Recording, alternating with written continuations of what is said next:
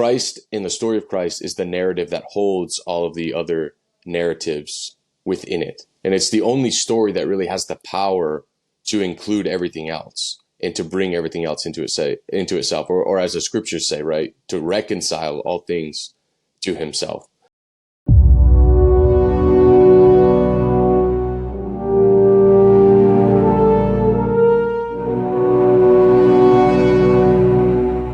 So, hello everybody. Thank you for tuning in to Holy Seven with me. Today with me, I am speaking with Cameron Dixon. He's a writer, published works on his Substack as well as on the Symbolic World. And today we're going to be talking about the concept of enchantment or de-enchantment of the world through time, through various means, and this concept of Christianity being kind of a meta-narrative throughout the world, which is what I'm trying to get through to these conversations. And so, Cameron, for the first question that I wanted to ask, and you kind of wrote about this in your article, if a tree falls when no one is around, does it make a sound? Yeah, so it's an interesting question. Like you said, I mentioned this analogy in one of my Substack posts where I was writing about Christianity as the master narrative, and I was using it to kind of illustrate a point about how human beings experience time and how that relates to our understanding of history. So, at a base level, obviously, we understand with science and just via this kind of purely material view of the world that, the sound waves clearly would exist whether a human being was there or not.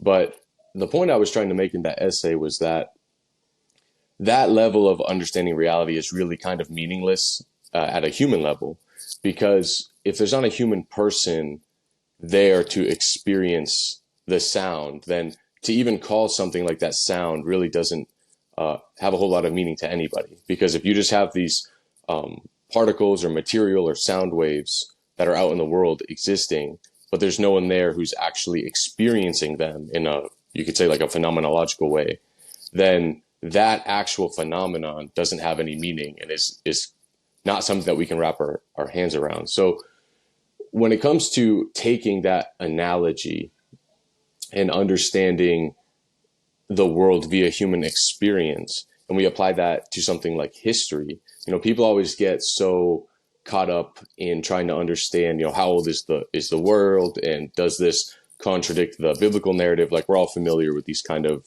atheistic talking points arguing against Christianity.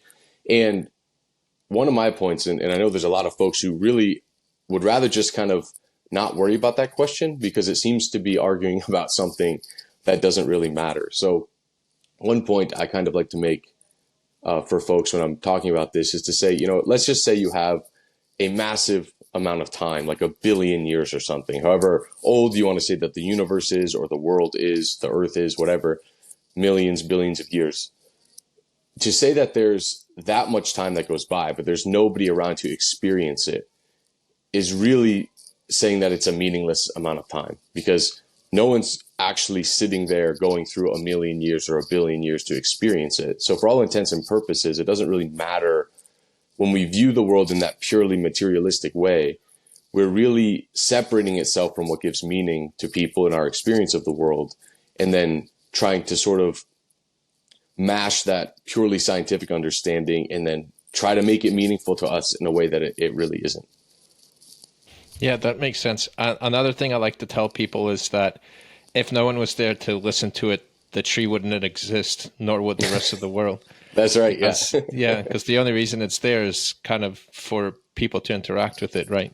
And so, kind of going on from that, so how do you see things like, a lot of ancient saints, you have Saint Patrick, Saint Christopher, a lot of these, and so there's this movement, especially I see this more in the Western churches, the Roman Catholic churches and stuff, than I do in either Orthodox or Eastern Catholic circles, is, did that actually happen, right? So you have these tales of like St. Patrick either talking to birds or turning into a deer to sneak past pagans. You have, St. Christopher, which I think, I want to say in the 60s or 50s, a bunch of Jesuits came together and kind of like were looking through documentations if they can find whether these saints like actually existed. So they kind of took him off the calendar.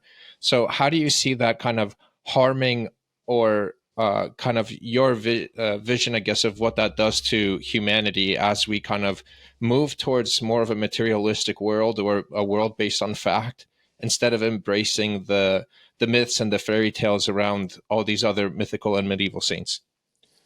Yeah, I'm right there with you. I don't see that impulse so much in Eastern Christians. I see it very much so in Western Christians, where they become, at least in modernity. I don't think this is something that's inherent to Western Christianity. I think this is more of a modern thing. But you see people getting so caught up in this idea, like you said, did it really happen? You know, and we sort of have this view of history and of our own legends and our own stories that, you know, what it means for something to really happen is if I went back in history and I had a video camera and I was recording this specific event, would it look exactly like the narrative says? And obviously that's a very materialistic way of viewing stories. But I also think that people miss the mark for a lot of reasons, because one, it reduces what would be like a classical or ancient way, a Christian way of viewing the world as a hierarchy with spiritual and material realities working together, right? You take stories like that, and then by only focusing on the physical manifestation of things, you're really completely shutting the door on the spiritual reality, which seems a weird thing for Christians to do, right? So Dr. Martin Shaw, who I'm a really big fan of his work, he has this saying when he's talking about myth. He says that myth is a wild way of telling the truth.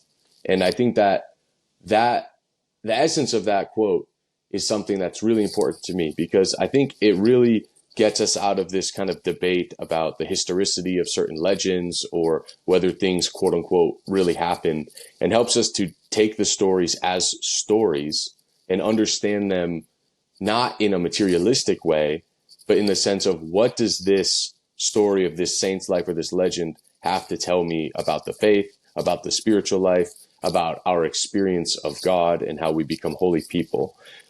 It can be really tempting when you hear some kind of fantastical story about a saint's life and just be like, well, you know, that probably didn't happen. That seems kind of crazy. And I see that sentiment floating around quite a bit around people, where they kind of just dismiss certain fantastical elements in the lives of saints as embellishments or hyperbole or whatever. But the question that I always come back to, and I try to challenge people with this, is to say, you know, in a faith and in a world where we believe that God became a man and came into the world, if we believe that that happened and that he died and rose from the dead, why is it so crazy to believe that, you know, there's saints that were clairvoyant or could levitate or could time travel or any kind of other fantastical miracle? You know, we seem to be willing to suspend our incredulity when it comes to the gospel. But then when it comes to the holy people who were made holy by Christ, all of a sudden that's like too much for us. And I really don't like, it seems contradictory to me.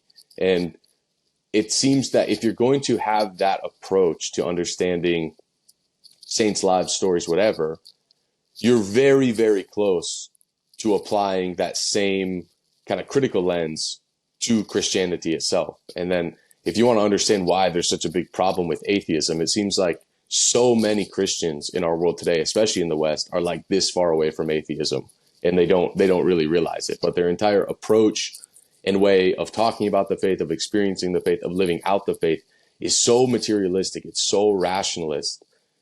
It's just like basically atheism, but I affirm a couple of particular truth claims that are in the Bible, but they have no real embodied experience of the faith. It doesn't actually impact the way they live their life. And I really do believe that it's downstream from taking these stories about holy people or legends from the Middle Ages about saints or anything, and just deconstructing it down to, oh, well, it's probably just embellishment or, you know, hyperbole, or they're exaggerating to make a spiritual point.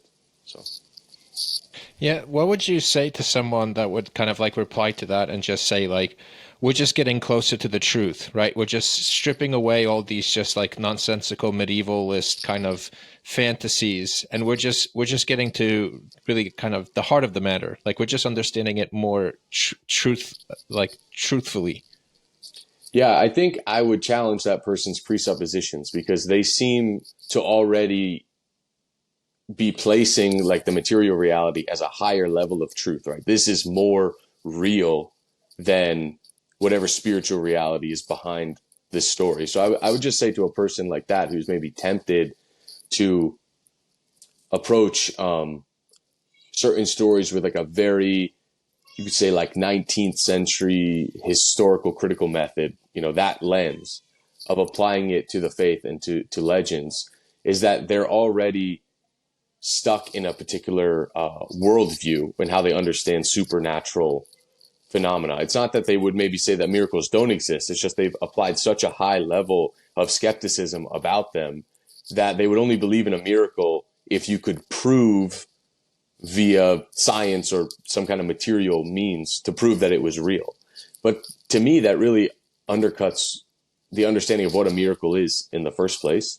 But it also creates these really strict, I guess you could say, separate categories between natural and supernatural that I'm not 100% on board with. I think we overemphasize this separation between the material and the spiritual world, where, yes, most Christians would say that, there's things that happen that are quote unquote supernatural. But really, the Christian understanding is that God is holding all things into being at every moment, and that the entire world is filled with his presence, and that nothing would exist without him. I mean, that in and of itself is a miracle. The world is a miracle. And if you start to have this really sharp divide between the material world and the spiritual world, then downstream from that, you're going to enter into this idea of viewing the material as inherently more real than the spiritual until proven otherwise. And I think, like I said before, sadly, a lot of Christians seem to already have this as sort of a fundamental part of their worldview, even though I would consider it not really a Christian presupposition about how the world works. Yeah, I would almost say world, right? Like you're so separating the spiritual and the material when in reality they kind of coincide together, right? Yeah. Just because when you have somebody that says like, oh, the tree means like this in this context of this story, doesn't make it just like some writing tool or a metaphor or something. It's showcasing a deeper truth with the experience we have with that tree and different things like that, correct? And Yeah. so going along with this is kind of so we have, I feel like me and you are on the same page in terms of thinking of a context of Christianity being these, like, not only just like a story, but the story of the whole world and of all of us, right? It's kind of like the meta narrative that explains all the other narratives, and without Christianity or even the tales of Christianity or anything, we almost can't create any other stories. And you almost see that with modern day storytelling, especially in the film world, as they try to break away and almost like make it more about messaging or like some kind of ideal that they have, their story breaks apart and people just naturally hate it. How would you go about proving to somebody, I guess maybe proving is the wrong word, but kind of maybe pointing them or trying to show them that Christianity is the meta narrative, right? Because Yeah. I often get something like, well, of course you see it as a meta narrative, right? Because that's your belief. So you're putting your belief onto everything, on everything else. If you're a Muslim, you would see it in that context or whatever. So how would you, I guess, go about kind of treading those waters? Yeah. I mean, like you said, most people, I think when they're looking at Christianity in the context of a world full of other, you could call them like competing worldviews or competing religions, right? We have this tendency to view Christianity as just one option among a bunch of different competing narratives about history and about the world and about creation and about um, religious issues like God and things like that. But, to understand,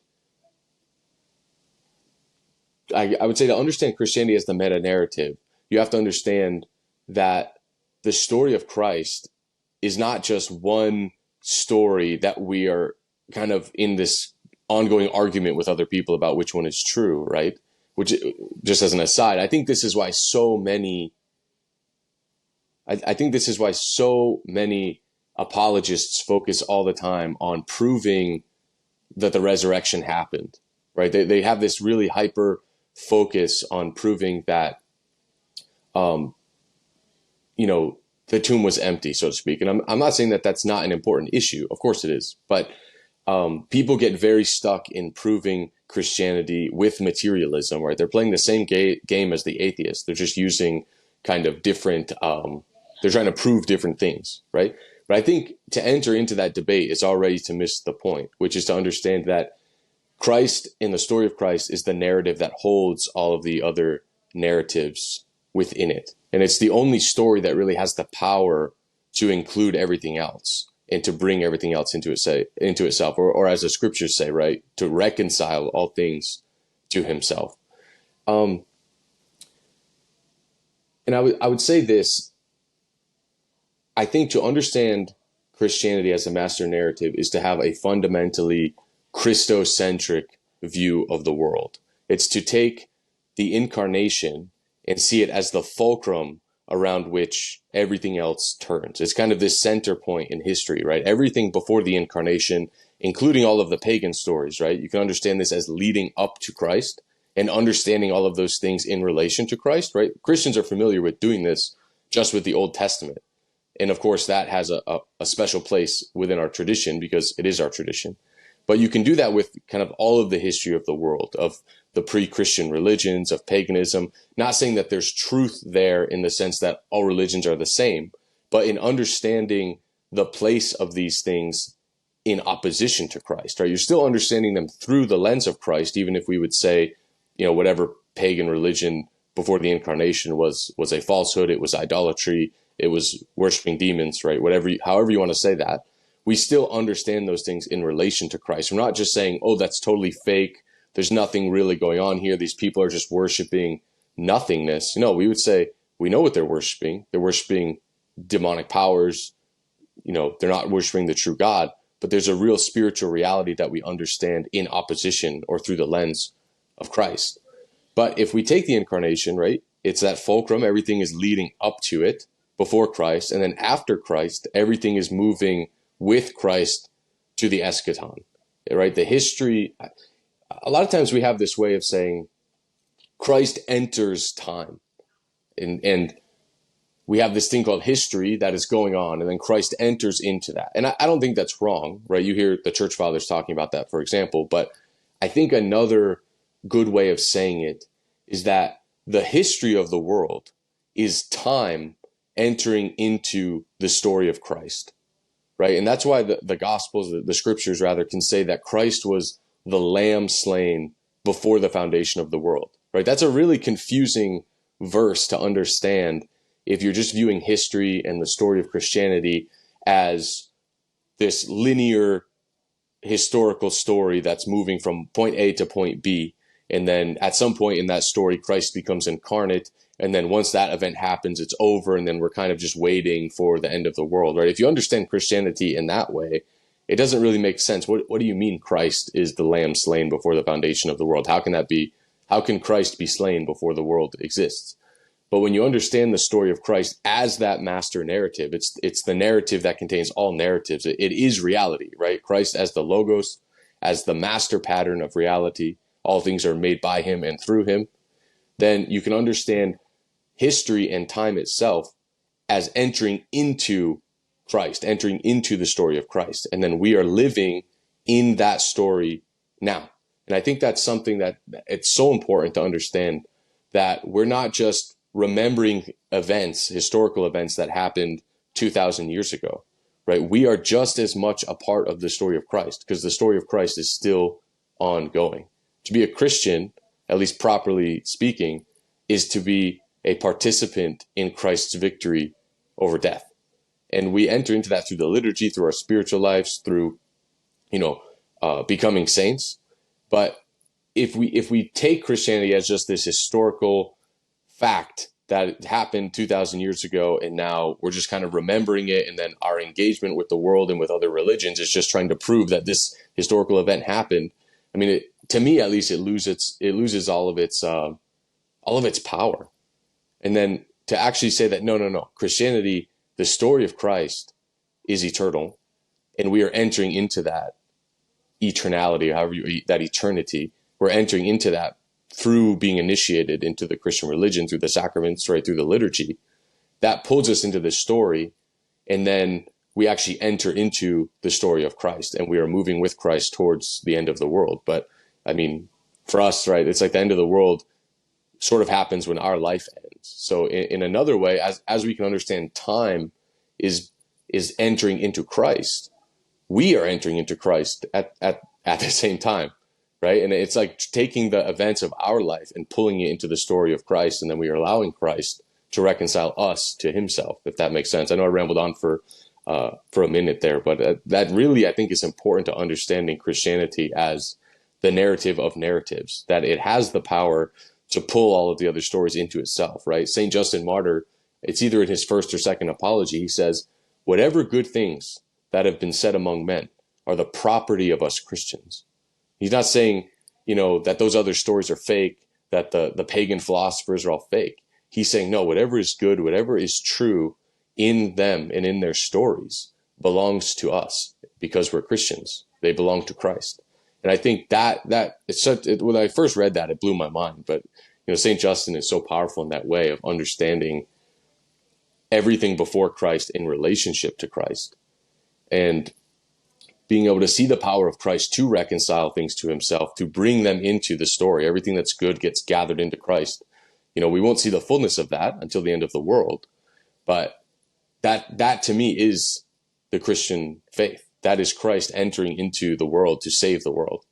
Tolkien has a very similar notion in his essay on fairy stories. He says that the Evangelium, the gospel, right, has not abrogated legends. It has hallowed them. It's made them holy. And I think that's the key there to understanding that Christ comes to make things holy. And instead of rejecting all of these things that came before Christ, or even things that come after Christ that we would say are not pure parts of the Christian story, whether they're legends or things, whatever, Christ still has the power to redeem those. Yeah, that's a great take on it. I mean, with the pagan stories, it's also interesting. I like to also say they're almost like they're like the Old Testaments of like other nations, right? Because they all in some way eventually meet up at Christ. I mean, I feel like it's because the pagans saw the connection with the Christian story, with their own story, that they were able to come into the Christian faith. Like you have a lot of these even Viking tales that talk about the man hanging on the tree and different stuff like that, where, later they found out that it's not Odin, the one that's hanging on the tree, it's Christ, right? And so you have, and I'm sure there's other pagans and nations and stuff that had similar tales that actually came together with the Christian story, almost fulfilled their story. And it wasn't, kind of like what you were mentioning. It's not like sometimes where we approach it today, where we're like proving these facts of why it's real. It just naturally came together. And so, it wasn't the facts that did it. It's like the connection and telling of tales that was able to bring these people together into the faith, right? Yeah, I think that's important to point out because, modern apologists do apologetics in a very modern way. And I'm not saying that's wrong. I'm not an apologist, so I hate to be critical. I don't want to be critical, but I think that when we're looking at, like you said, the conversion of the pagan people, whether it's in the Scandinavian countries or in pagan Rome or whatever, you don't really see the accounts of the apostles or of the early Christian saints of arguing in this materialistic way. Like, no, I have this great argument that I can prove that this fact happened. No, what they do is they tell the Christian story. And the power of Christ, like Christ is so beautiful, and the story of Christ is so beautiful that what do you do with that? I mean, you can't do anything with that story but become a Christian. I think that's why it's our duty as Christians to deliver the faith in all of its beauty and not shy away from the stuff that may be scandalous or offensive to modern people, because beauty is this thing that kind of just naturally draws people to it. And then when people have that encounter with that beauty, that like this kind of theophany, right? People will then have to come to terms with it. They'll have to make a decision. Am I going to allow myself to be drawn into this perfect, beautiful story, or am I going to reject it? I'm forgetting who it is now who said this. It's such a beautiful quote. I hate to not give credit. It was either some kind of modern elder or saint, or maybe a modern author, Christian author, who said that the beauty of Christ seduces the world into existence. That it's Christ's beauty that actually causes the world to exist. And I think we can take that idea and apply it not just to the world as a whole, but to all the people who encounter Christ. It kind of seduces us out of our sin, out of our way of life, and wants us to come and participate in Christ's victory. And if we are going to approach apologetics with this really dry, rational kind of like, give me the quote unquote argument for Christianity, it loses all of its beauty, to me, at least. I mean, I used to be fascinated by those kinds of arguments when I was younger, living in a Western context, this kind of atheist presuppositions about the world and about truth and about understanding what's real. It's hard not to approach religious things in that way, because you're just so inculcated in a culture that views the world through that lens. But then when you come to realize, like, there's so many things that we accept as true that we don't approach that way, right? When I say I love my wife, someone doesn't go, okay, well, give me the argument. Prove to me that you love your wife. Show me the research, show me the data, show me the experiment that proves you love your wife.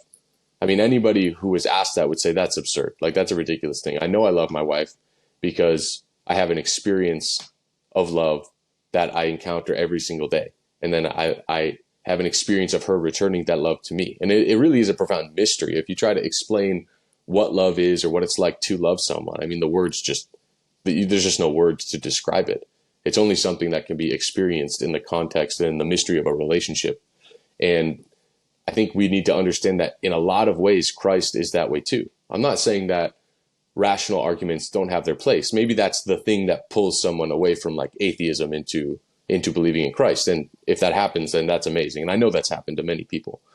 But it can't stop there, because the faith isn't just affirming truth claims. It's not taking propositions and then affirming them, right? It's an actual encounter, a living experience, and a living encounter with Christ, and an embodied way of living.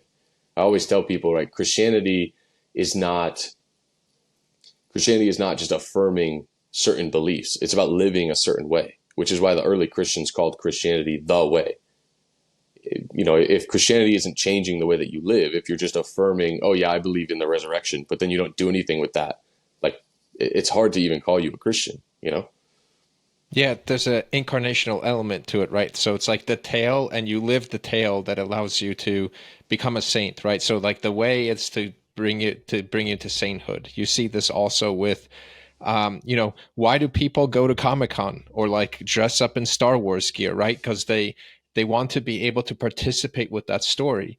Now, the difference between Christianity and for something like Star Wars is Star Wars has a limit to the amount where you can participate with it, right? Like, you're never going to become a Jedi. You're never going to become a Sith. You're never going to become any of those people, but you could become a saint. Like, that's possible for you to do, right? And so you can see those kind of, even with love, like you were mentioning, when it comes to like the contents of like a sacramental marriage or something, right? Like that love becomes incarnational through the children that couple have, right? And so that pattern repeats itself and shows us that element of what love means and different stuff like that without having to prove the facts, right? And so so what's interesting actually now that looks like it's happening is, I don't know, I want to say around World War II to the end of World War II till now, there was this concept of the way we approach the world where we completely ignored the spiritual, right? Like we tried to pretend that like the spiritual is not real. It's just something you believe in, right? You can keep it within the context of like your own home, like an extreme of individuality, but it doesn't exist out in the world, right? And now what's happening is it's kind of started during COVID. There was like this almost breaking of that veil again. And so now you have people you see on social media, like witches, and you have people doing all these like very strange things and rituals and things that are kind of shattering that claim that atheists said that the world is just neutral and there's no meaning on it, right? We just observe it and then we just put the meaning on it ourselves. But it seemed like the more we pushed away from God and things, like the way of the world just took over anyway, if that makes sense. Do you have kind of like any comments on that? Yeah, I do. I know I've talked a lot about like atheism and rationalism, but ironically, I don't actually think that atheism or atheists are like the enemy of Christianity the way they have been for the last, 100, 200 years, whatever. I really think we're getting to the point where people interested in the occult and like Neo-Paganism are quickly taking the place as, I hate to say like the enemy of Christianity or the opponent, but when it comes to arguing for the faith and introducing people to Christianity, I think the context of that, at least in our culture now, is changing pretty quickly. Instead of it being an encounter with non-belief for people who don't believe in religious or spiritual realities at all, more and more Christians are going to be encountering people who do believe in these spiritual realities, but they're sort of viewing them in a much different way. Instead of Christ being the center, it's, some other principality, you could say, is the center of that phenomenon. So yeah, I absolutely think that that's true. And I think also when it comes to the, enchantment, disenchantment, re-enchantment, it's like in this corner of the internet, everyone's talking about it. And I certainly agree with what a lot of people are saying, but I'm afraid, and I think this is important to this issue of, in this question of like the occult and people who are interested in alternative religions, you could say, is that I think in a lot of ways, this idea of re-enchantment has in its own way become kind of notional, where it's become about seeing things differently and understanding things differently or believing different things about the world, right? So instead of materialism, we now have a more metaphysically rich understanding. And those things are, of course, important, especially for Christians. But if it stops there as just, oh, I believe that there's spiritual realities, or I believe that God exists, or I believe these different things about the world in an enchanted way, but we don't actually have an embodied way of living that belief out, then even this idea of re-enchantment itself becomes kind of Gnostic in the sense that you're not really doing anything. It's just about, oh, I believe different things now. Whereas before I was a materialist and now I believe there's spiritual realities. And then if you stop there, well, what are you going to do with that?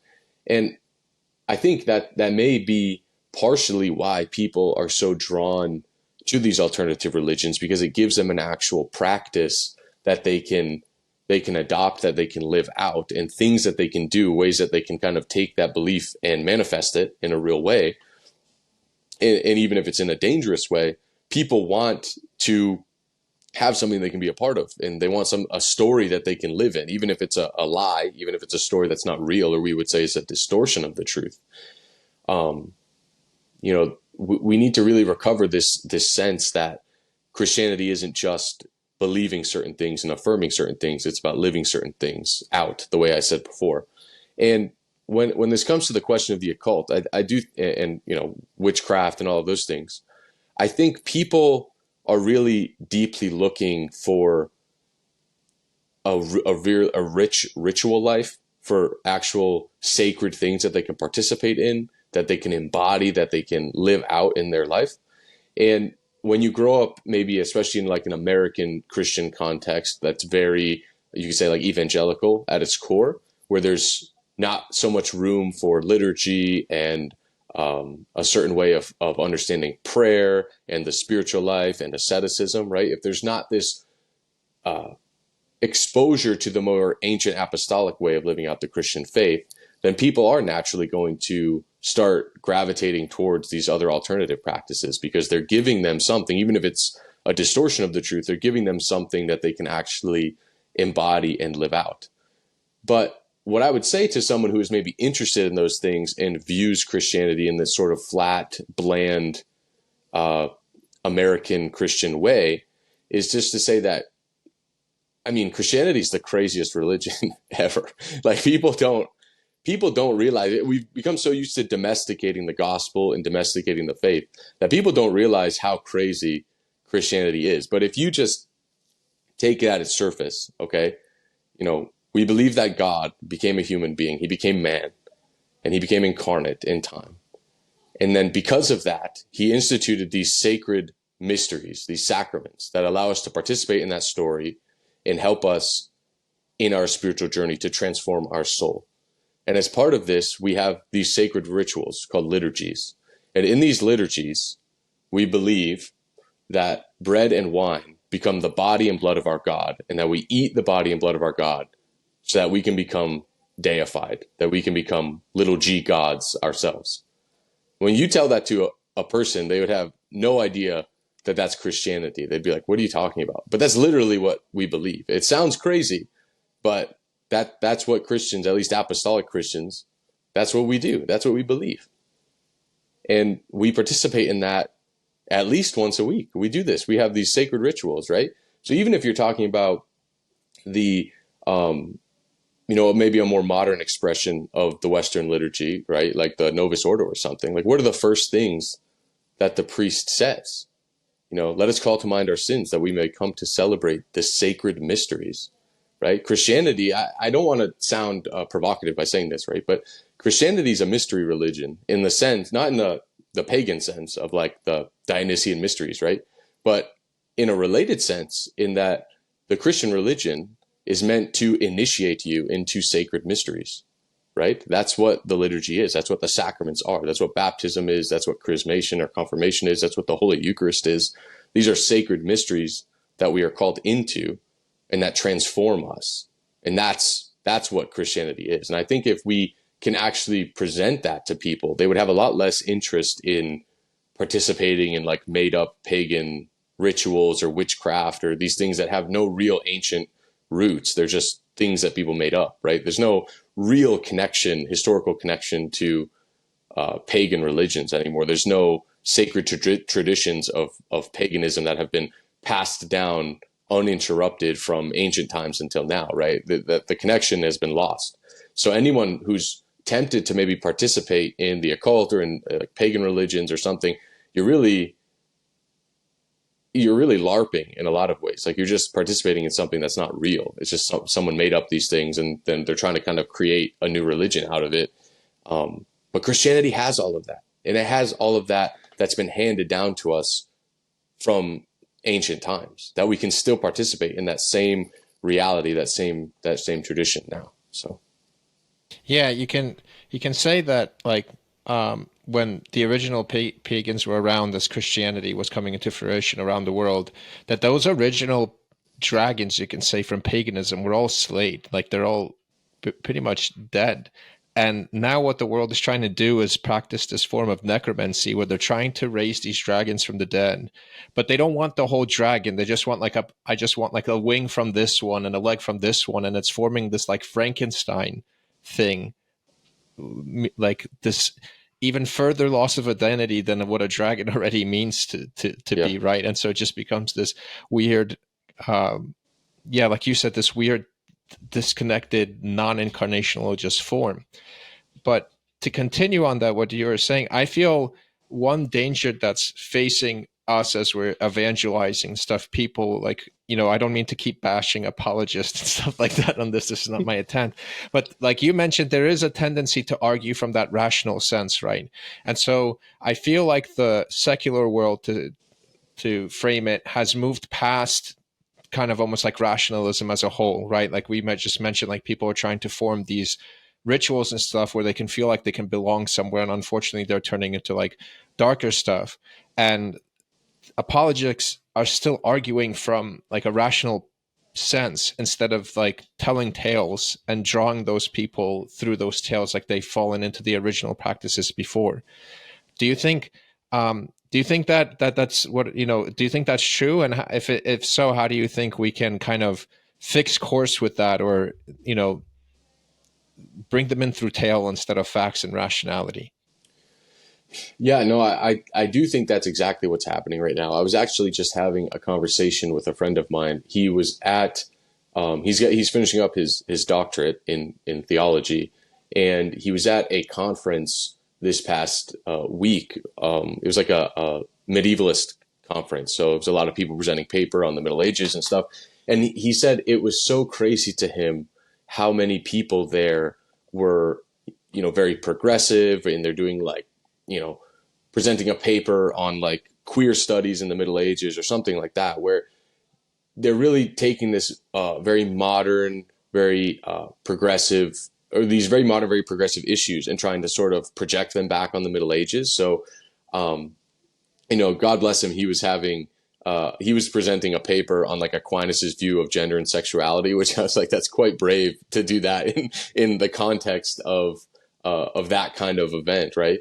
But his point was, and then we were discussing this and we got to talking about how that same sort of phenomenon seems to have made its way into things like Tolkien studies, where there's people who try to do like queer readings of Tolkien or feminist readings of Tolkien, where they're taking these modern issues or modern understandings. I mean, Tolkien's not that long ago, but you get what I'm saying, right? Whatever issues we're fascinated with now and kind of projecting it back on Tolkien and trying to understand these issues through his lens. And we found it so bizarre that people are so fascinated with Tolkien who maybe would be totally offended by anything Tolkien believed. I mean, we've got to remember, he's a traditional Roman Catholic. He attended the liturgy almost every day. He was a medievalist, probably one of the most conservative, and I don't mean conservative in like the American conservative sense. I just mean like that proper sense of the word, a very conservative person. But then to try that people who are totally antithetical, whose beliefs are totally antithetical to Tolkien's beliefs, love Tolkien. And we were puzzling on that for a while. Like, why is it that, Christians and non-Christians alike, people who are medievalists or people who are modernists alike, they all love Tolkien? And, my friend said to me, he said, well, I think that's a testament to the beauty of Tolkien's storytelling, that he even can attract people who would be totally against his entire worldview. His story is so beautiful that everybody is attracted to it. And I completely agree with him. I think that the key and why storytelling is so important, and why maybe these like hyper rationalist forms of apologetics are not, is they're not telling a beautiful story. And these beautiful stories have a way of seducing people into the truth, of giving them a beautiful experience of the truth. And then they can be drawn into that by a beautiful story. It might not happen immediately. I mean, I'm sure that there's people who've read Tolkien many times and they've not just converted to Christianity just because they read The Lord of the Rings or something, right? But that's still an encounter with the truth. And, everything that's true is beautiful. Everything that's beautiful is good. The classic sense of the transcendentals, right? But I think that's why good storytelling is so important, because it actually has a way of capturing people and getting past all of their presuppositions about their worldview. I think it was Lewis in one of his critical essays was kind of talking about this understanding of Christian storytelling as sneaking past the dragons, so to speak, is you can kind of smuggle the beauty of Christ in these beautiful stories, not in very clever analogies. Like it doesn't have to be something like, speaking of Lewis, like the Chronicles of Narnia, where it's like, oh yeah, Aslan is Jesus, we get it, right? But something like Tolkien, where maybe the Christian symbolism isn't so explicit, but it's still there, and you can give people that beautiful experience, that beautiful encounter with a Christian understanding of the world, and getting past their like quote unquote modernist dragons, so to speak. You kind of sneak past them and give them a little theophany, a little piece of beauty that they can encounter, and maybe that will have a transforming effect on them. I mean, there's a few people right now, kind of in this corner of the internet and elsewhere, who are focusing very much on storytelling, on telling good stories, beautiful stories. And I think that's something that we need to just be supporting as much as we can. Supporting artists, supporting writers who are doing these things. Because I really think that's the way forward. I think the time for analytic philosophy and debating and all of these things, they'll probably always be there, at least in our lifetime. But I think that what is actually being powerful and having a real sense to grab someone's attention and pull them into the faith, into Christianity, or into a different way of seeing the world, are not arguing, right? I don't think very many people are argued into believing in Christ. I think that they're seduced into believing in Christ by the beauty of his story, and all of the other stories that are not explicitly the gospel, but are maybe connected. Something like Tolkien or Lewis or any of the other Christian authors of the last century, right? They're sort of participating in the story of Christ in an analogous way, or in a symbolic way. Maybe you could say it that way.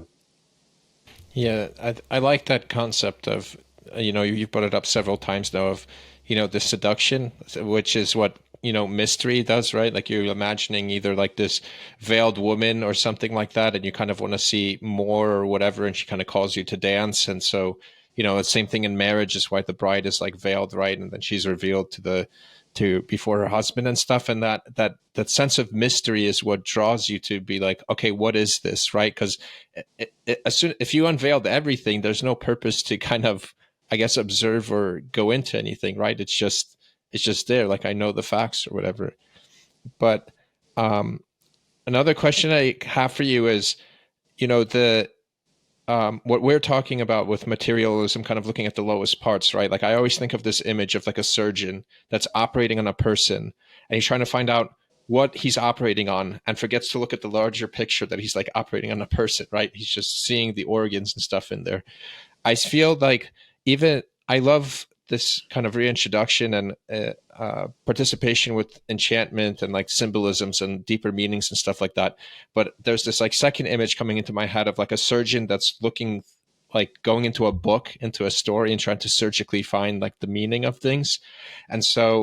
And then we kind of could forget like the larger picture of just interacting with that story or telling that story, and just like nitpicking and trying to find meaning, like, oh, this number means this, or like this mermaid in this context means this thing. How can people that maybe are interested in telling stories, or, and I don't know, like, I guess protect themselves, or just keep an open mind to always participate with the wholeness of everything and not lose themselves in the parts or meaning of things? Yeah, I don't know if I have a good answer for you, just because I find myself doing that from time to time, where I'll be reading a story and I'm constantly looking for the symbolism or for the meaning. And I think that I can, if I just dive into the details enough, I can do a really close reading and kind of figure out what this story's about. So I myself am always having to remind myself to like take a step back. Don't worry about diving into all of these minute details. I would say probably if you're going to read a story, any story worth reading once is probably worth reading twice. And if you're going to be reading a story, maybe try to not pay so much conscious attention to the details, and to trying to find these symbolic patterns that are embedded into the story, and maybe just take the story as a whole. Because like you said, there's this sort of, you could call it like a fractal layers of meaning that happens in the story, where you have like the big pattern, and that could be the whole story, whatever the main thing that the story is about. That's kind of the big pattern of it. But then when you dive into the details of the stories, or like the sub stories within the story, you can find deeper and deeper layers of meaning, which are obviously all good and things that we want to realize when they're there. But maybe for the first time you're reading something, to just like take a step back, look at the whole story for what it is, and encounter it not as this like repository of symbolic significance and meaning and things that I can mine for insight, but just take it and encounter it as a story, almost like a little kid, right? I think there's some truth when Christ tells us that we have to become like little kids to enter into the kingdom of God. I think that you can take that understanding and apply it not just to the faith, but to our encounter with stories, right? You have to become like a little kid, just get caught up in the wonder of this story, and enter into it in a really beautiful experience of it. As far as writers, I mean, most of my writing is really just doing like essays and things like that. I am working on my own kind of fiction writing on the side, but I haven't published anything like that. Probably never will. But for me, I think there is obviously a temptation too, when you're writing some kind of work of fiction, to always try to be a little clever and be like, oh, I can plant this like little symbolic Easter egg in here and maybe somebody will catch it. But I think that will, I've tried to do things like that, and the stories become very, very like mechanical, and they become kind of dead. Like you can sort of, sometimes it's too obvious what you're doing, but then also there's not this natural flow to it. I think that any good story is going to, the symbolism is going to pop up naturally and will kind of write itself into the story. I don't think you always have to be deliberate in planting things in, right? Even someone like Tolkien, who talks about Lord of the Rings as, what does he say in his one letter? He says it's a fundamentally Christian and Catholic work, right? And he says that it was unconsciously so at first, but consciously in the revision. So I think what he's basically saying there is that all of, or a lot of the Christian symbolism in Tolkien's work is sort of inherently there. He didn't try to put it in there, but it sort of just appears in the story, because if it's true, right? Going back to what St. Justin Martyr said, if it's true, it's part of the Christian story, because all truth belongs to Christ, because Christ is the truth. So if you're wanting to approach a kind of work of fiction and have this kind of beautiful symbolism, and any real pattern, any real symbolic pattern that's a real pattern is going to be a part of Christ. And so those things, as long as it's a good story and a true story, even if it's a work of fiction, it'll find its way in. So. Yeah, I took a class with Dr. Martin Shaw. You mentioned him earlier. It was with the Christian Wonder Tales course that's on the symbolic world. And he actually points out, similar to what you did, is don't, think of the story as like a friend or a body, in a sense, right? Like, don't try to dissect it and see what it means, right? Like dance with it a little bit, right? Like, pretend it's almost like, when you meet a person, you don't want to like, cut them open and see what everything's inside and what they're all about. And that way you kind of, if it's, you kind of dance and you do things together and you kind of just like live with it for a while, and you let the story marinate with you a little bit, and then the meaning will come after a while, naturally just come to you. But yeah, it's like you said, like this childlike playfulness with it, like doing that. There's so much more I would kind of like to talk to you about, but specifically in your article, you mentioned that we've degraded stories to purely these kind of entertainment based, like just like emotional hits or something like that, where it's just meant to make us feel good or like kind of like feel something. Do you think with modern mediums, with things like film and even the way we write books and stuff like that, is there a way? Can stories only be meaningful when they're not entertaining, or how do we make stories that are meaningful and not just like dopamine hits or something like that for ourselves? Yeah. I think anyone who's gone to see a movie probably in the last 10 years or so has realized how much like CGI and special effects has taken over cinema, like especially when it comes to things like superhero movies. I haven't seen a Marvel movie probably since the last Avengers movie came out, but I remember you watch the early ones, and obviously there's always been CGI in those kinds of movies, but it's not as present in the way it was at the very end, where it seems like 90% of the film is just CGI. And it's just loud noises, big explosions, and these crazy action scenes, right? And I think there's this sort of, you can maybe call it like special effects creep. Like the more you're exposed to it, the more the filmmakers feel like they have to amp it up and do even bigger scenes, right? Because we become sort of numb to the effect of it. And I feel like filmmaking has just been completely overcome with this sense of like emotionalism or sentimentality. Like it's just meant to evoke some kind of emotional experience in you. It's this kind of charismatic way of experiencing film, I guess you could say, where it's, we want to make the people who are watching this feel excitement, or in the case of like a horror movie, like feel horror. And I'm not saying that those experiences aren't part of good storytelling. They obviously are.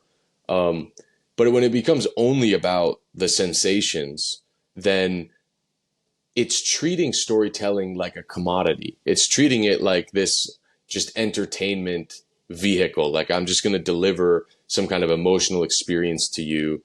And, that's all that the story is doing. It's just this delivery device for some kind of experience, instead of being about a real, true, beautiful thing. So, yeah. All right. So, as we're wrapping up, and we kind of got into the story, I guess quickly, I mentioned this earlier in this conversation also with, I did a video on her also, there's a mermaid saint that I learned about earlier last year that kind of blew my mind. I've been exploring her ever since. You know, go, kind of reading things on the symbolic world and stuff like that, also finding out that there's like this dog-headed saint, or portrayal of Saint Christopher also, blew my mind. And so, and that really kind of attracts me even more to the faith. Do you feel like these quote unquote monster saints could be a good bridge between kind of like this esoteric occult seeking people and then also like the faith, like kind of like bridging that gap there with them? Yeah, I definitely think so, and I share your experience with it. I think the weird aspects of Christianity and the Christian tradition are some of my favorite things. Like I just love those stories of these crazy saints, like mermaid saints, dog-headed saints, all of those things. They're fascinating, and I think for a lot of people, because we're all raised in the context that we're raised in culturally, we have this sense of like just dismissing those crazy stories out of hand and not wanting to deal with them, or almost being like embarrassed by them, being embarrassed by the weird things in the faith. But I think as time goes forward, we're going to continue to encounter people who are attracted to Christianity because of those kind of crazy elements, because we believe what we say we believe, right? About the sacraments, about the spiritual life, about Christ. So, all I would say is understand that a lot of people might be closed off to those sorts of stories and maybe not able to handle them. And that's okay. Sometimes it takes a while for people to kind of develop a new way of thinking, a symbolic way of thinking where they can actually handle those crazier stories and integrate them into their experience of the faith, right? If you had told me about the story of, Liban, the mermaid saint, if you told me about that 10 or 15 years ago, I would have been like, that's ridiculous, fake story. Like, come on, like you're pulling my leg. And I would say that what happened to me over time is not that I'm now able to just say like, oh, that story is true in the way I would have understood truth 10 to 15 years ago. But what I would say is that my understanding of what it means for a story to be true has expanded and it has room to include some of those fantastic wonder tales about Christianity and about history. So I think, be patient with people if they're not open to having a conversation about those things. Maybe just try to start them off with something a little bit easier to digest, and maybe we can get them to the point where they're thinking about dog-headed men and mermaid saints and all of and giants and all of these crazy things that we believe in. So Yeah. Where can people, where do you post your work, or where can people kind of follow along with you if they're interested in learning more and like what you said here today? Yeah, sure. So I have a Substack. I don't post as much as I'd like, although I am working on an essay right now. The Substack's called Beyond the Rood, ROOD, like a root screen, right? But if you just go, I think it's like Cameron Dixon at Substack.com. You can find it. I post on X from time to time. I think my handle on X is Dixon Cameron S, like the letter S at the end. I'm probably more active on there than most other social media platforms, but I am a husband and a father. I got 3 kids, so I'm not doing as much on the internet as I'd like to. But yeah, that's where you can find me these days. Perfect. I'll also include that information down in the description. But Cameron, thank you so much for coming on with me and talking about these things with me. I find them very important. It's kind of, someone listening to this might think it's crazy that me saying like mermaids and like, these mythical wonder tales and all this stuff is important. But I really, after being on this journey, I just see the world in such a different way. And I do feel like, there's such a deep, loving truth there that it just kind of like fires me up. So thank you for coming on and also participating in that conversation with me. Yeah, you're welcome. Thanks for having me on. I've been following your work for some time, and I've been looking forward to talking with you. So yeah, thanks so much.